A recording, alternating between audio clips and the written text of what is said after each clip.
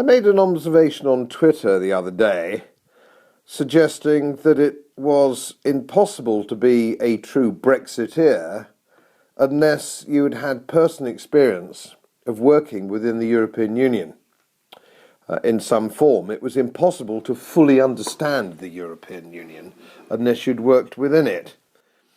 And interestingly enough, Martin Oates of South West Politics Show retweeted that particular tweet of mine, and I felt that I ought to add a caveat to it. And the caveat was, unless, of course, you were a Brexiteer on constitutional basis. If you were on a Brexiteer on a constitutional issue, then you didn't need personal experience of the EU. You only needed to take a legal view, and that was perfectly legitimate. But to take any other view of reform, to talk about reform or potential reform, you have to have worked there, believe me.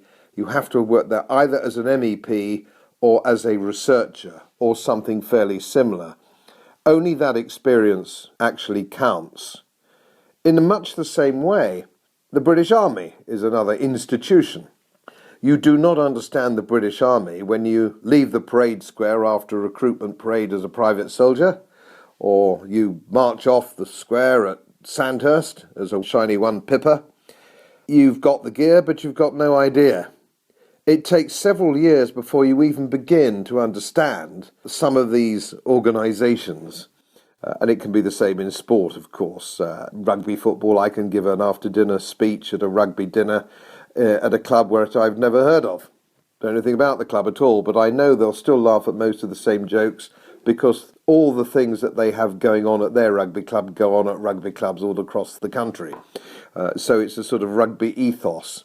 So it's very important to understand this sort of Freemasonry, for want of a better word, that goes on within people who have worked within institutions. And certainly if I sit next to or meet in the pub a young man who was a soldier, we have an awful lot in common because we've belonged to the same club. And he can be a corporal, I can be an ex-officer.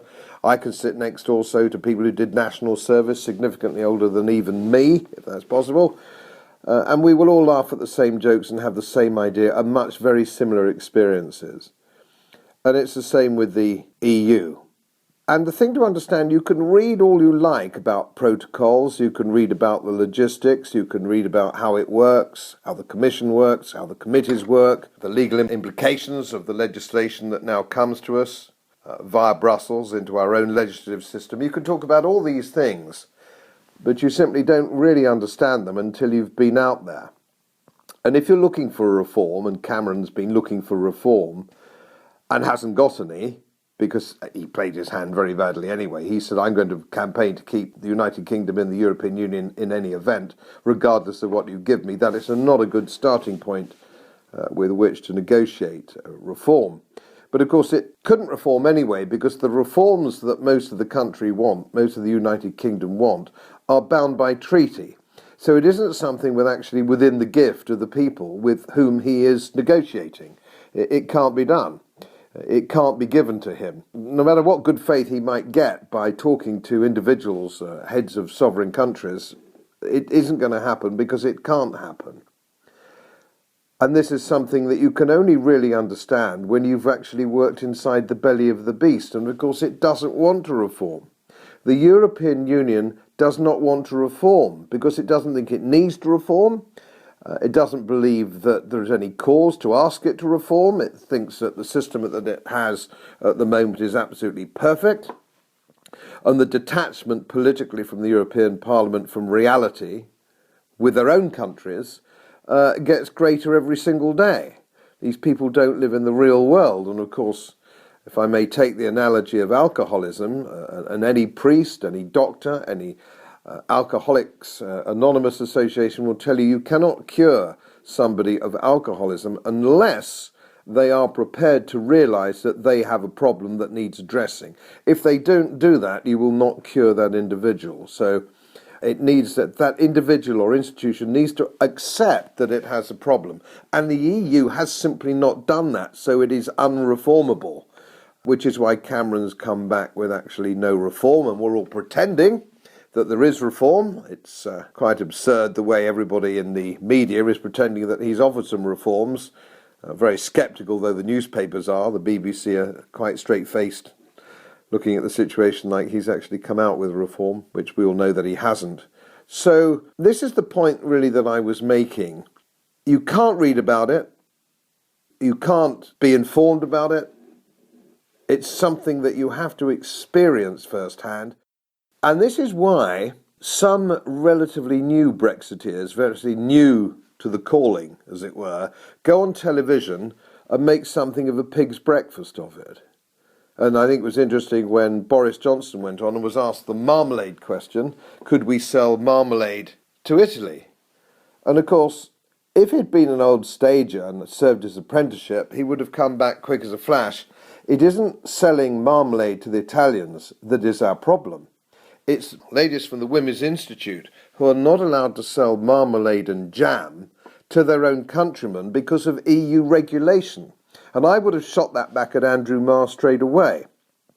And this is one of the problems I think newcomers to Brexit are having. They're not experienced enough to fight in the first division of TV. And if you want to see a masterclass of how it works, you want to see, I think the model is Dan Hannon's interviews. Dan Hannon is cold, ice cold, rational, and takes people to pieces with the logic of his argument. And that makes him a much more formidable opponent than Boris Johnson. And I suspect Gove is going to be the same when it gets onto the constitutional and legal issues. He has a penetrating mind, a very sharp mind. He's not charismatic. He's not particularly emotional. But I think people wanting that debate are going to have a pleasure listening to Gove when he makes those cases.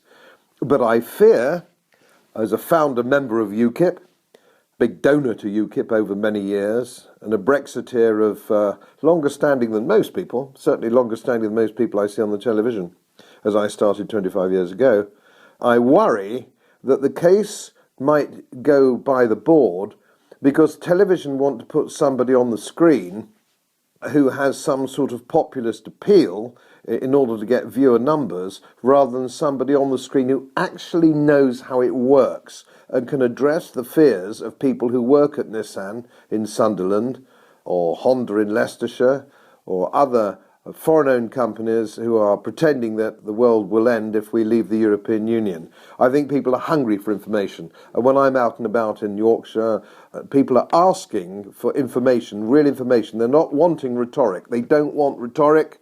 They want to know exactly how it works and what the implications are.